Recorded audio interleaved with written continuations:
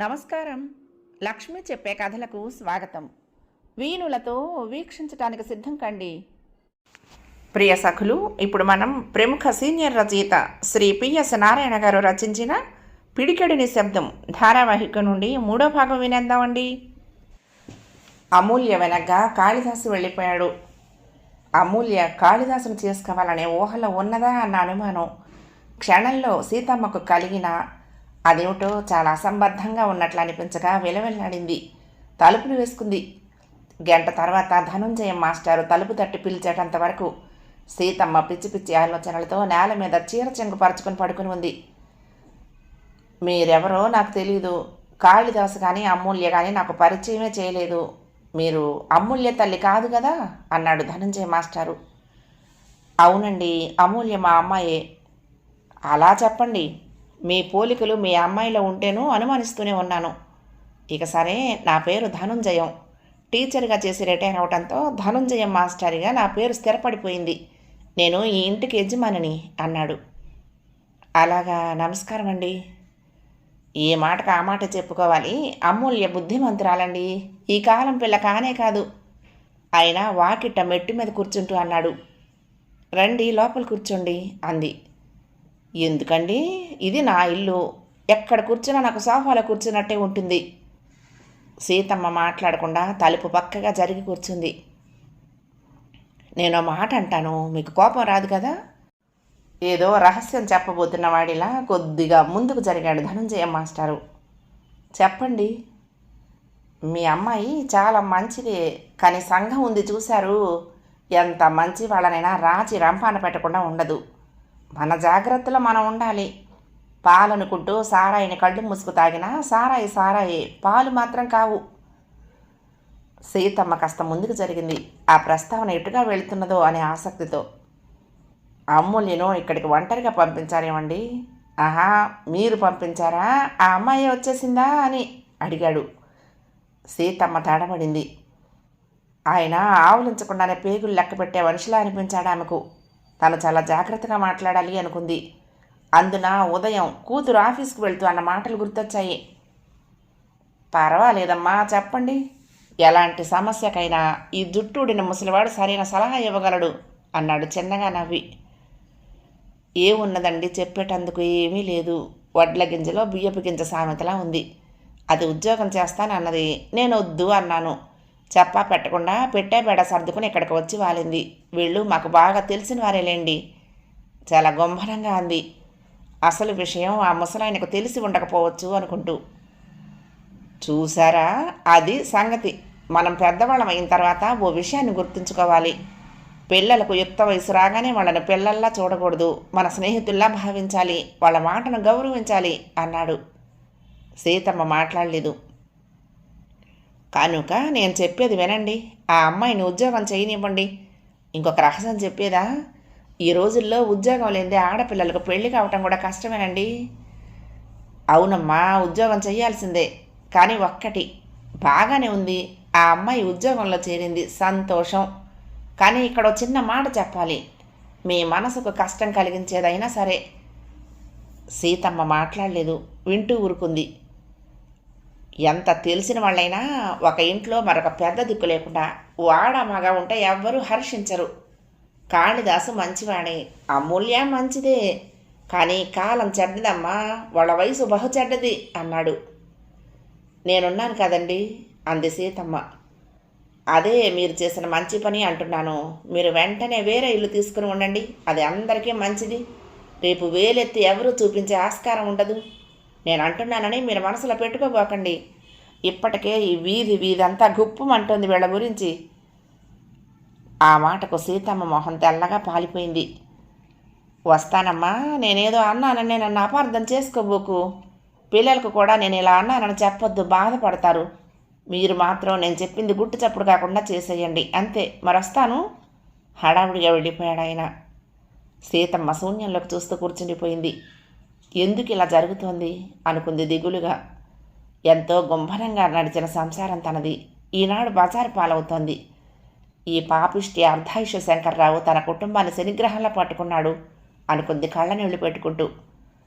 అటు ముసలాయన తన కొడుక్కి అమూల్యం చేసుకుంటానంటున్నాడు. ఇంకా కాళిదాసు ఉద్దేశం ఏమిటో తెలియదు. తమ్ముడి సంగతి సరే సరి, వీళ్ళందరూ తన ఆస్తి కోసం వలపన్నుతున్నారా? సీతమ్మకు అంత అయోమయంగా ఉంది. ఆ సాయంత్రం చక్రధరం కాళిదాస్ కోసం ఆఫీస్కి వెళ్ళాడు. అమూల్యను ఉద్యోగంలో చేర్చిన తర్వాత వాళ్ళిద్దరూ కలుసుకోవటం అదే. చక్రధరం స్నేహితుడి ఆఫీసులోని అమూల్యను చేర్చింది. ఆఫీసు నుండి బయటకు వచ్చి హోటల్లో కూర్చొని ఆ మాట ఈ మాట చెప్పుకున్న తర్వాత లేచి విడిపోతున్నప్పుడు చక్రధరం స్నేహితుడికి సలహా ఇచ్చాడు. నువ్వు చేయగలిగింది ఏదో చేశావు. ఇంకా ఆ అమ్మాయిని వాళ్ళ అమ్మ కూడా వచ్చిందంటుంటివి కదా, వేరే ఇల్లు చూసి ఉంచేసి నీ చేతులు కడుక్కో అన్నాడు. కాళిదాసు విని మౌనంగా ఊరుకున్నాడు. రాత్రి 11 గంటలైనా ఇంటైన ధనుంజయ మాస్టారి మాటలు, మిత్రుడు చక్రధరం మాటలు అతడి తలలో తిరుగుతూ ఉండగా నిద్రపట్టలేదు. మంచం మీద అటు ఇటు దొర్లుతున్నాడు. చిరాగ్గా ఉంది. లేచి వెళ్ళి కిటికీ దగ్గర కర్టెన్ వెనక్గా నిలబడి బయటకు చూస్తూ ఉండిపోయాడు. చుట్టూ చీకటి, అంతటా నిశ్శబ్దం. అప్పుడప్పుడు ఏ మూల నుంచైనా ఒక్కొక్క అరుపు. తలెత్తితే ఆకాశమంతా చిల్లులే అన్నట్టుగా నక్షత్రాలు. అంత చీకట్లోనూ ఏదో మనిషి అలికిడైనట్లు అనిపించగా తల పక్కకు తిప్పాడు. అలివేలు. 6 గజాల చీరలో పెద్ద బుట్ట బొమ్మలా ఉంది అలివేలు. ఆమె చిన్నగా నడుచుకుంటూ వెళ్ళి పక్కింటి వైపు సగం పడి ఉన్న చిన్న ప్రహరీ గోడ పక్కగా నిల్చుంది. ఆత్రంగా కాళిదాసు తన తలను కిటికీ ఊచల కానించి చూడసాగాడు. అలివేలు ఒకసారి అటు ఇటు చూసి ఆ గోడ మీద కూర్చుని అటు పక్కకు కాలు పెట్టి దిగింది. ఆ పైన పక్కింటి పక్క గది దగ్గరకు వెళ్ళి తలుపు చిన్నగా నెట్టి తెరుచుకున్న తలుపు గుండా లోపలికి వెళ్ళింది. మరు క్షణంలోనే ఆ తలుపులు మూసుకున్నాయి. కాళిదాసు జరిగిందేమిటో గ్రహించేలోగానే అంతా జరిగిపోయింది. కలవరపడిపోయాడు. ఆశ్చర్యంతో కళ్ళు పెద్దవయ్యాయి. ఆ గదిలో ఓ ప్రైవేట్ కంపెనీలో పనిచేస్తున్న కుర్రవాడు ఒంటరిగా ఉంటున్నాడు.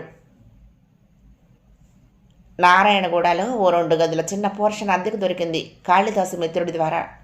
అది అమూల్య ఆఫీస్కు దగ్గరగా ఉండటంతో వెంటనే 3 నెలల అద్దె అడ్వాన్స్గా ఇచ్చి తీసేసుకున్నారు. వాళ్ళు వేరే ఉండటానికి కాళిదాసు అంత సుముఖత వ్యక్తపరచలేదు. వాళ్ళు ఒంటరిగా ఇబ్బంది పడతారు అనే కారణం కంటే ధనుంజయంతో ఎట్టి పరిస్థితుల్లోనూ వాళ్లను పంపను, తను ఖాళీ చేయను అన్న తన మాట చెల్లుబాటు కాకుండా పోతున్నదే అని బాధపడ్డాడు. కానీ చక్రధరం నచ్చ చెప్పడంతో కాదనలేకపోయాడు.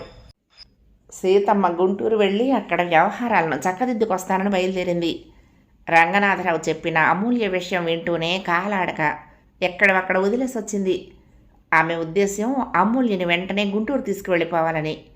కానీ అమూల్య రానని మొండికెత్తడంతో ఇక చేసేదేమీ లేక ఆమె కూడా తన మకావును హైదరాబాద్కి మార్చేయాలని నిర్ణయించుకుంది. లేకపోతే యుక్త వయసులో ఉన్న అసలే దెబ్బతిన్న కూతురును ఒంటరిగా వదిలేస్తే అది ఏ అఘాయిత్యమో చేసిందంటే తనకు దిక్కెవరు? ఒక్కగానొక్క కూతురు తెలుసో తెలియకో తప్పటడుగు వేసింది. తల్లిగా తను ఆదుకోకపోతే ఇంకెవరు ఆదుకుంటారు? అందుకనే కష్టమైనా నష్టమైనా గుంటూరు నుండి హైదరాబాద్కు మారక తప్పటం లేదు. ఆ పైన ధనుంజయం బోధలు ఆమె మనసుకు బాగా పట్టాయి. నిజమే, పెళ్లి కాకుండా అలా వాళ్ళిద్దరూ ఒక గూటిలో ఉంటే లోకం ఎన్నైనా కల్పించి చెప్పుకుంటుంది. కాళిదాసు మంచివాడే అవ్వచ్చు, కానీ నలుగురి కోసమైనా తన జాగ్రత్తలు తీసుకోవాలి. గుంటూరు ప్రయాణం పెట్టుకుంది కాబట్టి ఓ 4 రోజులు అమూల్యను కాళిదాసు ఇంట్లో ఉంచక తప్పలేదు. కూతురికి కావలసినవి అక్కర్లేనివి 1,00,000 సలహాలతో ఉక్కిరిబిక్కిరి చేసి మర్నాడు ఉదయాన్నే గుంటూరుకు ప్రయాణమైంది. అమూల్య పనిచేసే ఆఫీసు చాలా చిన్నది. అందులో మొత్తం ఓ 10 మంది దాకా పనిచేస్తూ ఉంటారు. అందులో మార్కెటింగ్ చూసేవాళ్ళు 2, ఆఫీసు మేనేజరు, ఒక ప్యూను, ప్రొపరేటర్లు 2 అన్నదమ్ములు. ఫ్యాక్టరీ పటాన్ చెరువులో ఉంది. అక్కడ ఓ 100 మంది దాకా వర్కర్లు, సూపర్వైజర్లు ఉంటారు. ఆఫీసు మేనేజర్కు 40 పైనే ఉంటాయి. కానీ చూడటానికి 50 ఏళ్ళు పైబడిన వాడిలా ఉంటాడు. ప్రతిదాన్ని చాదస్తంగా సాగదీస్తూ ఉంటాడు. ప్రొపరేటర్కు దూరపు బంధువు అవడంతో తమ ఉద్యోగాలు ఎక్కడ పుట్టుకుమంటాయో అన్నట్లుగా అందరూ అతడికి అణిగిమణిగి ఉండి అతని మాటలు వింటూ ఉంటారు. సుధాకర్ సేల్స్కి ఇన్ఛార్జి. ఆఫీసులో మహా ఉంటే 1 గంట 2 గంటలు ఉంటాడు. అందగాడు, సరదా పురుషుడు, మాటల పోగు. అమూల్య ఆ ఆఫీసులో చేరిన మర్నాడు వచ్చి ఎదురుగ్గా కుర్చీ లాక్కుని కూర్చుని తనను తాను పరిచయం చేసుకున్నాడు. చూసారా మేడం, ఒక్కరోజు నేను ఆఫీస్కి రాకపోయేటప్పటికి ఎన్ని మార్పులు జరిగిపోయాయో అన్నాడు. అమూల్యకు అర్థం కాలేదు. ఏమైందండి అంది అతన్ని చూస్తూ. ట్యూబ్లైట్ మాడిపోయింది, కొత్త బల్బు తెప్పించవయ్యా మొగుడా అని 15 రోజుల బట్టి ఆ ముసలాయనతో మొత్తుకుంటున్నాను, వింటేనా? వినకపోగా ఆ లైటును అలాగే వదిలేసి 1000 క్యాండిల్ బల్బు లాంటి మిమ్మల్ని కొత్తగా తెచ్చి ఇక్కడ కూర్చోబెట్టేశాడు అన్నాడు. అతడి మాటలకు ఆమె తడబడింది. ముసలాడు అన్నాను కానీ నిజంగా ముసలాడు కాదులేండి. పాపం గుండె జబ్బు భార్య అతడి అవతారాన్ని ఎలా మార్చేసింది అన్నాడు ముందుకు వంగి రహస్యంగా. అమూల్య చిన్నగా నవ్వి ఊరుకుంది. వీళ్ళు తయారు చేసినవన్నీ నేను కాబట్టి అమ్ముతున్నాను. ఇంకోడు ఉన్నాడు కానీ బుద్ధావతారం, వాడి టార్గెట్ కూడా నేనే చూడాలి. ఈ రోజుల్లో తిమ్మిని బ్రహ్మిని చేసి అమ్మటం చాలా కష్టం. ప్రతివాడు తెలివి మీరిపోయాడు. ముందు వాడి నాడి పట్టుకోవాలి, ఆ పైన వాడి వీక్నెస్ పట్టుకోవాలి. వాడు మనం ఏ మాటలు చెప్తే బోల్తా పడాలో గ్రహించాలి అన్నాడు. మనం తయారు చేసేవి మరీ అంత నాసిరకమా అండి అంది ఆమె నవ్వు ఆపుకుంటూ. అమ్మ తల్లి, దెబ్బ కొట్టావు. మనం చేసేలాంటివి ఆ పటాన్ చెరువు చుట్టుపక్కల లక్షల మంది చేస్తున్నారు. అందరూ చేస్తున్నవి సూపర్ ఫైనే. మరి భామ అలా అడిగావు, బాగుంది. అతడి సంబోధనకు మరొకసారి ఉలికిపడింది. అతడితో మాట్లాడుతుంటే బాగానే ఉంది కానీ క్షణక్షణానికి అతడు తీసుకుంటున్న చనువు ఆమె గుండెల్లో లేనిపోని భయాలు సృష్టిస్తోంది. నాయనా, ఈ అమ్మాయి నిన్ననే ఉద్యోగంలో చేరింది. 4 రోజులు ఆ ఉద్యోగాన్ని జాగ్రత్తగా చేసుకొని అన్నాడు మేనేజర్ తన భూతద్దాల కళ్ళజోళ్ళలో నుంచి చూస్తూ. అంటే కొత్తగా చేరిన వాళ్ళందరినీ నేను 4 రోజులకు మించి ఉద్యోగం చెయ్యనివ్వటం లేదనా మీ ఉద్దేశం? కోపం నటిస్తూ అన్నాడు సుధాకర్. నువ్వు చెయ్యనిస్తావో లేదో కానీ చేరిన 4 రోజులకే రమణి వెళ్ళిపోయింది, సావిత్రి వెళ్ళిపోయింది, సత్యభామ వెళ్ళిపోయింది. సుధాకర్ అమూల్య వైపుకు తిరిగి గొంతు తగ్గించి, వీడి మూలకంగానేనండి వెళ్ళిపోయారు వాళ్ళంతా. వీడో రోగ్, మీరు జాగ్రత్తగా ఉండండి అంటూ అక్కడి నుండి లేచి వెళ్ళి ఆయన ముందు తిష్ట వేశాడు. ఇంకాస్త సేల్స్ పెంచితే నీ కొంపేం అంటుకుంటుంది? కాస్త తిరుగు. నీ బండిలో అప్పుడే ఈ రోజున పెట్రోల్ అయిపోయిందా ఏమిటి కర్మ? ఇవాళ నేను ఎక్కడికైనా వెళ్తేనే కదా పెట్రోల్ అయిపోవటానికి.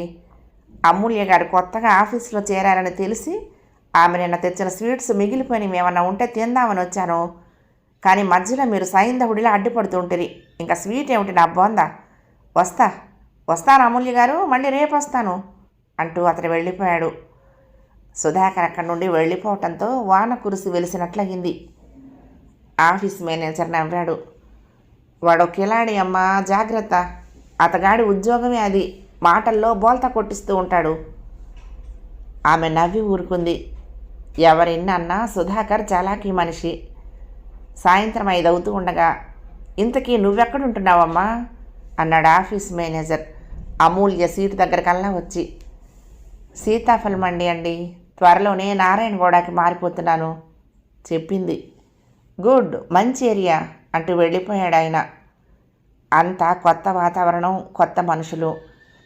టైపింగ్ చేయటమే తన పని. ఆఫీసులో ఎక్కువ మంది లేకపోయినా మంచి కాలక్షేపంగానే ఉంది. ఇంకో అమ్మాయి కూడా ఆఫీసులో ఉన్నట్లు తెలిసింది. నిన్న ఈరోజు రాలేదు. ఆమె మాట వచ్చినప్పుడు మేనేజర్ అన్నాడు, సుజాతకు పెళ్లి చూపులు ఇంకెన్నాళ్ళు ఉంటుందిలే ఈ ఆఫీసులో అని. సాయంత్రం ఆఫీసు నుండి ఇంట్లో కాలు పెడుతూ ఉండగానే ధనుంజయ మాస్టర్ ఎదురొచ్చి, సంతోషమమ్మా, నీ కాళ్ళ మీద నువ్వు నిలబడేందుకు గాను ఉద్యోగాన్ని సంపాదించుకున్నావు. ఇక ఇంకొక ఇల్లు తీసుకుని మీ అమ్మతో వేరే కాపురం పెట్టావనుకో, నీ జీవితానికి ఢోకా లేదు అన్నాడు. అది అయిపోయినట్లేనండి. నారాయణగూడలో చిన్న పోర్షన్ దొరికింది. అమ్మ ఊరు నుండి రాగానే వెళ్ళిపోతాం. శుభం, మంచిది. అమ్మ నీకు అన్నీ చెప్పే ఉంటుంది. జాగ్రత్త అమ్మ. కావాలంటే అలివేరుని రాత్రి ఇళ్ళు తోడు పడుకోబెట్టుకో ఈ 4 రోజులు అన్నాడు. తోడెందుకు బాబాయ్ గారు, ఎందుకు అలా అంటున్నారు అంది వింతగా చూస్తూ. ఆహా, ఏం లేదు, ఊరికినే అన్నాను. ఎవరి గుణగణాలైనా నీ అంతటి నువ్వు తెలుసుకోవాలి కానీ ఎవరైనా చెప్తే విని ఓ నిర్ణయానికి రాకూడదు. అయినా వినటానికి కూడా ఎబ్బెట్టుగా ఉంటాయి. నాన్న ఓసారి ఇటురా, అమ్మ పిలుస్తోంది. అలివేలు కంఠం కంగును మోగింది. వస్తున్నా అంటూ ఆయన హడావుడిగా లోపలికి వెళ్ళిపోయాడు. ఆయన వెళ్ళిన వైపుకే అమూల్య వింతగా చూస్తూ ఓ నిమిషం నిలబడిపోయింది. పొద్దున్న నిద్రలేస్తూ ఉండగానే గతం మర్చిపోయినట్లుగా వర్తమానంలోకి వెళ్ళాయి ఆలోచనలన్నీ. ఆ రోజు సుధాకర్ రాలేదు. మూడో రోజున వస్తూనే ఓ స్వీట్ ప్యాకెట్ ఇస్తూ 24 రూపాయలు ఇవ్వండి అన్నాడు. దేనికి? విచిత్రంగా చూస్తూ అడిగింది. ఇవ్వాళ్లే ఇవ్వాలా అంది. మీ ఇష్టం, ఎప్పుడైనా ఇవ్వండి, కానీ ఇవ్వని పక్షంలో రోజుకి రూపాయి మాత్రం వడ్డీగా ఇవ్వాల్సి ఉంటుంది అన్నాడు. అమ్మో, ఈ గొడవలన్నీ నాకు తెలియవు.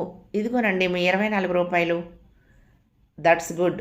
అవును, మీరు పంచుతారా నేను పంచేదా? కష్టపడల్లా మోసుకొచ్చారు, ఈ కాస్త పని కూడా మీరే కానివ్వండి అంది. That's good, thank you. Sweets పంచిపెట్టాడు ఆమె ఇచ్చిన డబ్బులు తీసుకుంటూనే. సుధాకర్ను చూస్తూనే సుజాత కళ్ళు తిప్పుతూ లేచి నమస్కారం అండి అంది. సుఖీభవ అన్నాడు ఆశీర్వదిస్తున్నట్టుగా చెయ్యెత్తి సుధాకర్. ఆమె తల వంచింది ఆశీర్వాదం స్వీకరిస్తున్నట్టుగా. అందరూ పక్కున నవ్వారు. ఇంతకీ కాయా పండా? ఇంకా తేలలేదు, బియ్యంలో పెట్టాను, పండుతుందో పుచ్చుతుందో అంది. నీకు ఏదైతే బాగుంటుంది? ఆమె సిగ్గుతో తల వంచుకుంది. ఇంకా మా వాళ్లకు నేను చెప్పలేదు. ఆయుష్మాన్ భవ అంటూనే అమూల్య దగ్గరకు వచ్చి థ్యాంక్స్ అండి, మొత్తానికి స్వీట్స్ తినిపించారు, సంతోషం అన్నాడు. నేను తినిపించిందేముంది, మీరే తెచ్చారుగా. గుడ్, మీరే నా నెత్తిన రుద్దారు కదా అని అనలేదు. వస్తాను. ఇక్కడ మీ ఎదురుగా కూర్చుని మాటలు చెప్తూ ఉంటే ఆ ముసలాడు నా ఉద్యోగం పీకించేస్తాడు, తర్వాత నేను అఘోరించాలి అంటూనే మేనేజర్ దగ్గరికి వెళ్ళి కూర్చున్నాడు. అక్కడ అరగంట మాట్లాడి బయటకు వెళ్ళిపోయాడు. మధ్యాహ్నం లంచ్ టైంలో సుజాత అమూల్యతో మాట్లాడుతూ మీకు పెళ్ళయిందా? చూస్తే అయినట్లు అనిపించడం లేదు. పోనీయండి, కాకపోతేను ఇదే మనకు హాయ్ అయిన జీవితం, ఒకళ్ళు చెప్పినట్లు పడుండక్కర్లేదు అంది. అమూల్య నవ్వేసి ఊరుకుంది. ఆ సాయంత్రం ఆఫీస్ నుంచి వెళ్తున్న సమయంలో ఆఫీస్ మేనేజర్ అన్నాడు, మీకు అభ్యంతరం లేకపోతే మా ఇంట్లో ఒక పోర్షన్ ఖాళీగా ఉంది, అద్దె ఎక్కువేం కాదు. నారాయణగూడలో ఓ ఇంటికి 3 నెలల అద్దె అడ్వాన్స్గా ఇచ్చామండి అంది తటపటా ఇస్తూ అమూల్య. చూడండి, అది బాగుంటే సరి, లేకపోతే నేను చెప్పేది అన్నాడు. థ్యాంక్స్ అండి అంటూ నడిచింది ముందుకి. సీతమ్మ గుంటూరు వచ్చిన మర్నాడే రంగనాథరావు గారికి కబురు పంపింది. ఆయన రాగానే హైదరాబాద్లోని విషయాలన్నీ పూసగుచ్చినట్లు చెప్పింది. అన్నయ్య గారు, మీరు మీ కుటుంబం మా మీద చూపుతున్న అభిమానానికి కృతజ్ఞతలు చెప్పుకోకుండా ఉండలేను. ఎలాగో ఒకలాగో దీని జీవితాన్ని ఓ ఒడ్డుకు చేరిస్తే నాకు అంతకుమించి కావలసింది ఏమీ లేదు అంది కంటతడి పెట్టుకుంటూ. అదేమిటమ్మా అలా బాధపడతావు? నేను లేను, నీకు వీసం ఎత్తైనా కష్టం కలిగిస్తానా? అదే ధైర్యం అండి నాకు, అందుకే మీకెంతగా చెప్తున్నది. ఇప్పుడు ఏం చేద్దామనుకుంటున్నావమ్మా? అయితే అమ్మాయి వస్తానన్నదా ఇంతకీ? లేదండి అన్నయ్య గారు, అది ఇక్కడికి రావడానికి సిగ్గుపడుతోంది. నేనే హైదరాబాద్ వెళ్ళి అమ్మాయికి తోడుగా ఉందాం అనుకుంటున్నాను. ఇక్కడ బరువు బాధ్యతలన్నీ మీ మీద వదిలి, అది మీకు అభ్యంతరం లేకపోతే అంది. అలాగే అలాగే, నా మీద మీకంత నమ్మకం ఉన్నందుకు నాకెంతో ఆనందంగా ఉంది. ఇక అమ్మాయి సంతోషమే మీ సంతోషంగా చూసుకోండి, మిగతావి నాకు వదిలేయండి అన్నాడు. సరిగ్గా అప్పుడే కిషోర్ వచ్చాడు. అక్కయ్య, ఎప్పుడు రాక, అమూల్య వచ్చిందా, ఏమంటుంది అంటూ. సీతమ్మ తమ్ముడిని చూస్తూనే నిశ్శబ్దంగా ఉండిపోయింది. నేను వస్తాను, మరి మీ ప్రయాణం ఎప్పుడు? రంగనాథరావు లేస్తూ అన్నాడు. 4-5 రోజుల్లో వెళ్దామని వేరే ఇల్లు కూడా తీసుకున్నాం. ఇక అక్కడికి కావలసిన సామాన్లు గట్రా చూసుకోవాలి కదా అంది. మంచిది, వస్తాను. ఆయనటు వెళ్ళగానే కిషోర్ ఎగిరిపట్టం మొదలుపెట్టాడు. ఆయన ఎవరే? ఆయనతో మనకేమిటే పని? ఆయనకి మనం చెప్పి చేయాలా అన్నీ? పెద్దవాడు, మంచివాడు, చెప్పటంలో తప్పు లేదు కదా. నీకు అందరూ మంచివాళ్లే, అందరూ పెద్దవాళ్లే. ఇంతకీ అమూల్య ఏమంటుంది, వచ్చిందా లేదా?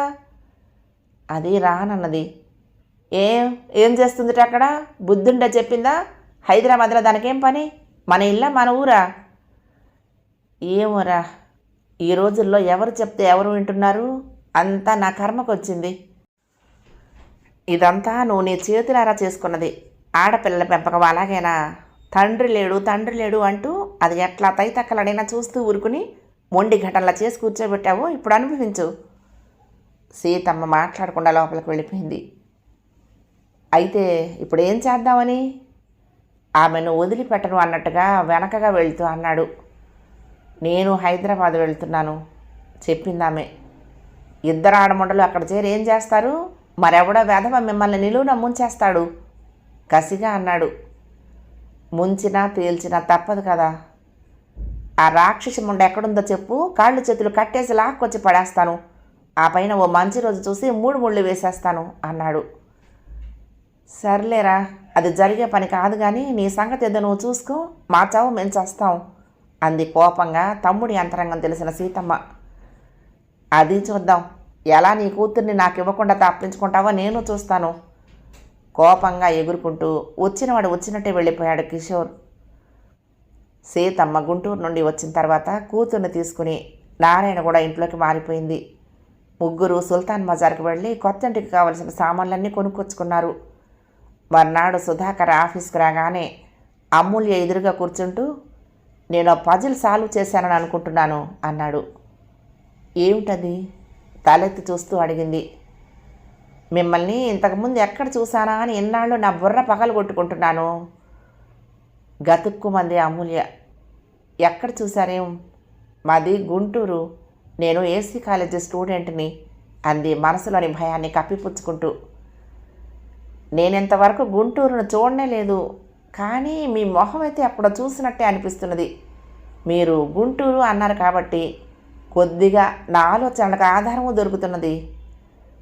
తను నోరు జారినట్లు అనిపించగా తడబడింది. అప్పుడే ఆఫీసులోకి ఒక్కొక్కళ్ళు వస్తున్నారు. మేనేజర్ కూడా వచ్చాడు. చిన్నగా సుధాకర్ ముందుకు వంగి, మీకు శంకర్రావు తెలుసా అన్నాడు. ఒక్కసారిగా అమూల్య మొహం తెల్లగా పాలిపోయింది. నేను కరెక్ట్ అయితే మీ ఫోటో అతడే నాకు ఒకసారి చూపించాడు. అప్పుడు నేను అన్నాను కూడా, ఈ ఫోటోలో అమ్మాయి అందాల పోటీలో పాల్గొంటే ప్రథమ బహుమతి ఖాయమని.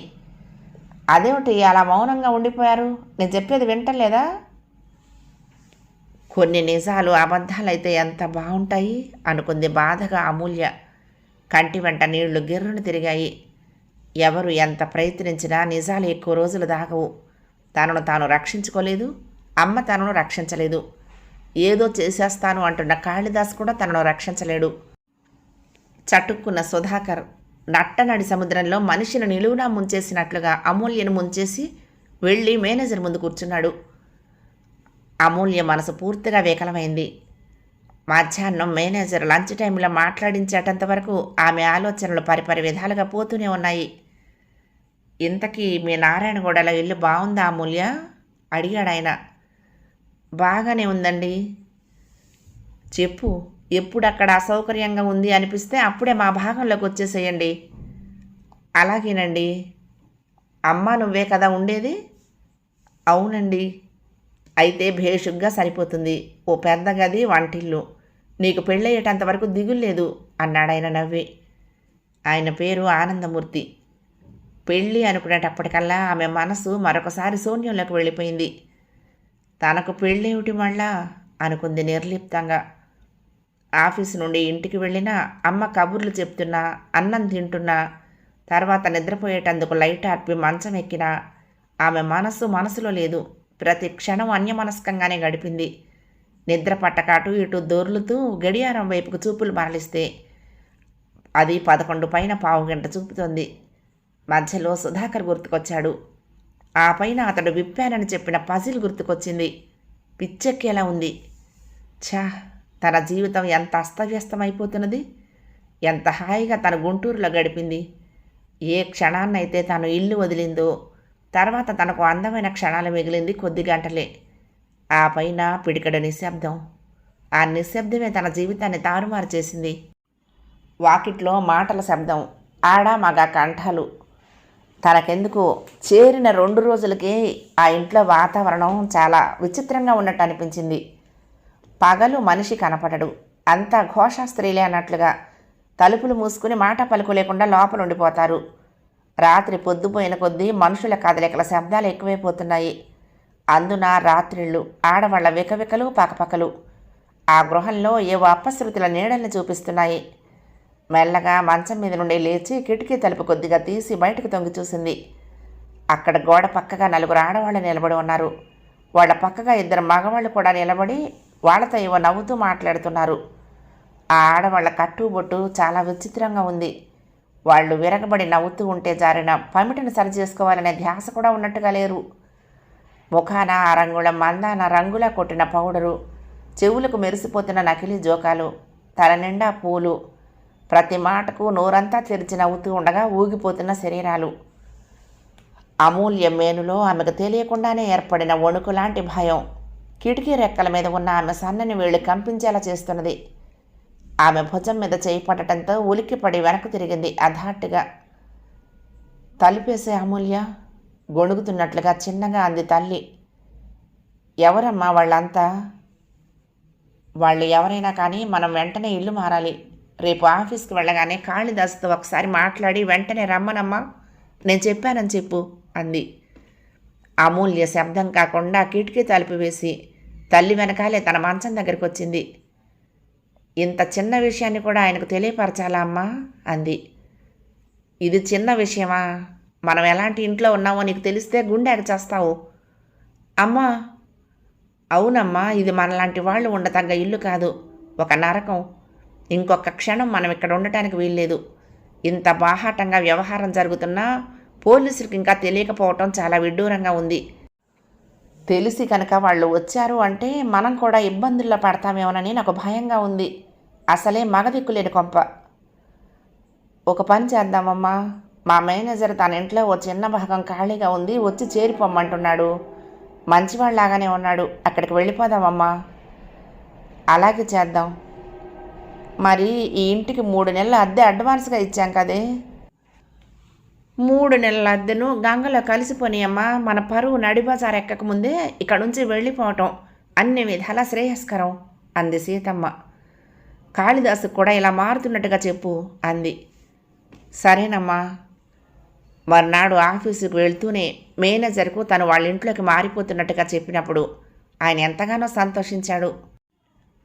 నేనే కాదు, మా ఆవిడ, మా అమ్మాయి శ్యామల, మా చంటివాడు భాస్కర్ అందరూ సంతోషిస్తారు. సాయంత్రమే వచ్చేయండి అన్నాడు నవ్వుతూ. వెంటనే అమూల్య కాళిదాస్కు ఫోన్ చేసి చెప్పింది. సాయంత్రం వస్తానని చెప్పాడు అతను. రండి, అమ్మ చాలా భయపడుతోంది అంది అమూల్య. రాత్రి 8 గంటలప్పుడు ఉన్న కొద్దిపాటి సామాన్లను ఓ ట్రక్కులో వేసుకుని వాళ్ళు ముగ్గురు ఆటోలో మేనేజర్ ఇంటి ముందు దిగారు. ఇల్లు బాగుంది, హాలు వంటిల్లు కూడా పెద్దవే. అయితే పక్క వాకిలి గుండా నడవాలి. వాకిటి ముందు గులాబీ చెట్లు, మల్లె, చామంతి పాదులు అమూల్యకు ఎంతో కనువిందు కలిగించాయి. సామాన్లు సర్దుకునేటప్పటికి 9 దాటింది. అమూల్య తల్లి బలవంతం చేయడంతో ముగ్గురు అక్కడికి దగ్గరలో ఉన్న హోటల్కి వెళ్ళి భోజనం చేశారు. భోజనాలు అయిన తర్వాత ఆడవాళ్ళిద్దరిని వాళ్ళ ఇంట్లో వదిలేసి కాళిదాసు తన ఇంటికి వెళ్ళిపోయాడు. రాత్రి 9 గంటలైంది. ఆ సమయంలో ధనుంజయం తలుపు కొట్టి మరీ కాళిదాసు భాగంలోకి వెళ్ళాడు. కాళిదాసు బాబు, ఏమిటి సంగతులు అన్నాడు కుర్చీ కూర్చుంటూ. నవ్వాడు కాళిదాసు ఎదురు కుర్చీలో కూర్చుంటూ. మీరే చెప్పాలి మాస్టారు, ఇంత పొద్దుపై మరీ వచ్చి కూర్చున్నారంటే మీ దగ్గర ఏదో పెద్ద విశేషం ఉండాలి. విశేషమా నబ్బందా? ఒక్కగానొక్క కూతురు, అద్దంలా చూసుకుంటూ పెంచాను. దాని సుఖమే నా సుఖం. అందుకే నీలాంటి మంచివాడు దానికి మొగుడైతే అది అన్ని విధాలా సుఖపడుతుందని నా ఆశ అన్నాడు. మంచి వాళ్ళకి ఎప్పుడూ మంచివాళ్ళే దొరుకుతారులేండి. ఈ ప్రపంచంలో నాలాంటి మంచివాళ్ళు చాలామంది ఉన్నారు. అనవసరంగా భయపడబోకండి. మీ ప్రయత్నాలు మీరు చేయండి. నా సహాయం ఏమన్నా కావాలంటే చెప్పండి, చేస్తాను. కాళిదాసు, ఈ ఇంటి ఖరీదెంతో నీకు తెలుసా అన్నాడు ఆయన. దేని ఖరీదు ఎంతైనా మీ అమ్మాయిని ఇష్టపడేవాడు, మీ అమ్మాయి ఇష్టపడేవాడు దొరకాలి కదా. ఆ వచ్చేవాడు తాళి కట్టవలసింది మీ అమ్మాయికి కానీ ఇంటికి కాదు. ఆయన మాటల్ని తుంచేస్తున్నట్టుగా అన్నాడు. మాస్టారు, మీరేమీ అనుకోను అంటే ఓ మాట చెప్తాను. అనుకునేదేముంది, చెప్పదలుచుకున్నదేదో చెప్పు మొహాన్ని గంటు పెట్టుకుంటూ అన్నాడు ధనుంజయం. ఎవరినైనా ఇంటి ఖరీదు ఎంతో అడిగే ముందు అమ్మాయి బరువెంతో కూడా చూడండి. ఆ పైన ఆ ఒళ్ళు తగ్గేందుకు ఏం చేయాలో ఆలోచించండి అన్నాడు. ధనుంజయం ఇక తనలోని కోపాన్ని నిగ్రహించుకోలేకపోయాడు. చర్రున కుర్చీలో నుండి లేచి నిలబడ్డాడు. కళ్ళ వెంట నిప్పులు కురిపిస్తూ, అంటే మా అమ్మాయి ఏనుగు గూనలా ఉన్నదనా? దాన్ని ఈ ప్రపంచంలో ఎవడు పెళ్లి చేసుకోడానా? చచ్చా, ఎవరంటారా మాట? నాకు తోచిన సలహా మంచిదో చెడ్డదో చెప్పాను. పాటించారా బాగుపడతారు చెప్పాడు కాళిదాసు.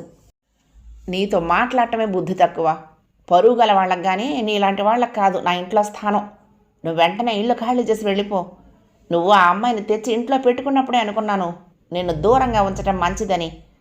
నేను కాదయ్యా, ఈ లోకమే కోడే కూస్తోంది నీ గురించి అన్నాడు ధనుంజయ మాస్టారు. నేను ఖాళీ చేయనండి, ఏం చేసుకుంటారో చేసుకోండి. ఈ ఇల్లు నాది, అది తెలుసా? మీదే అవ్వచ్చు, నేను అద్దెకుంటున్నాను. మీరు అడిగినంత అద్దె నేను సరిగ్గా అద్దె ఇస్తున్నంతకాలం నాతో ఖాళీ చేయించే హక్కు మీకు లేదు. అమ్మో అమ్మో, గుండెలు తీసిన బంటిలా ఉన్నావు. ఇంకా నయం, మా అమ్మాయినిచ్చి నీకు పెళ్లి చేయలేదు, దాని కొంప హరీం అనేది. నా అంత బుద్ధిమంతుడు లేడని పావుగంట క్రితమే కదా నాకు సర్టిఫికెట్ ఇచ్చారు. బుద్ధి తక్కువే ఇచ్చాను కానీ ముందు బయటికి నడు. ధనుంజయ మాస్టారు, ఒక్కటి గుర్తుంచుకోండి, మిమ్మల్ని మించిన స్వార్థపరుడు ఈ ప్రపంచంలో మరొకడు లేడు.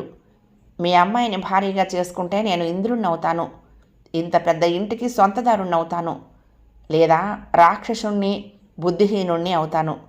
మీ నోటికి ఎంత వస్తే అంత అవుతాను. ఏం మాట్లాడుతున్నారండి? వయసు వచ్చింది ఎందుకు? నా జోలికి అనవసరంగా రాకండి. మీ అమ్మాయిని వివాహం చేసుకొని మీలాంటి వాడికి అల్లున్నయ్యే ప్రసక్తే లేదు. అంతేకాదు, మీ అమ్మాయి ఇంకెవరినైనా ప్రేమించిందేమో కనుక్కోండి, వాడిని పెళ్లి చేసుకుంటుందేమో అడగండి. మీరు మీ అమ్మాయిని అదుపాజ్ఞల్లో ఉంచుకోకపోతే మీ పరువే గంగలో కలిసిపోతుంది. ఇక మీరు దయచేస్తే నేను పడుకుంటాను, నాకు నిద్ర వస్తుంది అన్నాడు కాళిదాసు. 3వ భాగం సమాప్తం. ప్రియ సఖులు, ఈ కథ మీకు నచ్చితే తప్పకుండా లైక్ చేయండి, షేర్ చేయండి, కామెంట్ చేయండి, సబ్స్క్రైబ్ చేసుకుని నన్ను ఎంకరేజ్ చేయండి. ఉంటానండి. ప్రేమతో లక్ష్మి, కృష్ణాతీరం దుర్గమ్మ సన్నిధానం. నమస్తే.